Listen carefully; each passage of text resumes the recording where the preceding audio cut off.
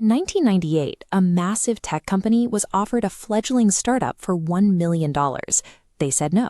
4 years later, they had a chance to buy that same startup for $3 billion. They said no again. To understand the weight of those decisions, look at this scale chart comparing the two companies today. On the left, Google's current valuation stands towering at over $2 trillion.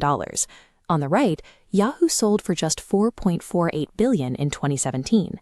It is tempting to look at that gap and assume Yahoo's leadership was entirely incompetent, but their refusal to buy Google actually made sense based on the specific rules of their business model. Their own winning formula trapped them. In the mid-1990s, the internet was a chaotic, unmapped wilderness.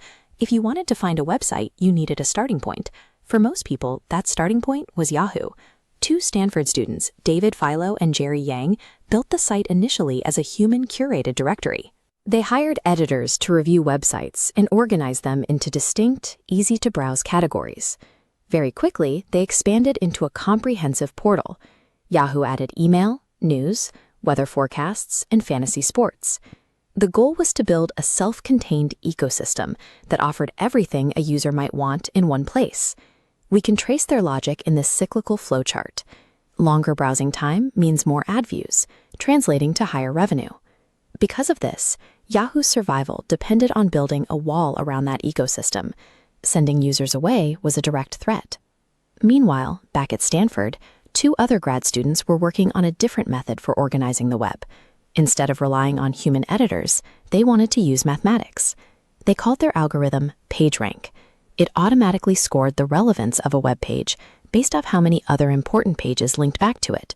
In 1998, Larry Page and his co-founder, Sergey Brin, walked into Yahoo's offices. They offered to sell their entire algorithm and their young company for just $1 million. Yahoo executives reviewed the technology and realized it was remarkably efficient. In fact, it was too efficient. It found the exact external websites users were looking for almost instantly. According to historical accounts, the executives asked a specific question. Why would a portal want to own technology that sends users away as fast as possible? Under a business model built entirely on holding attention to sell banner ads, an efficient search engine destroys your revenue.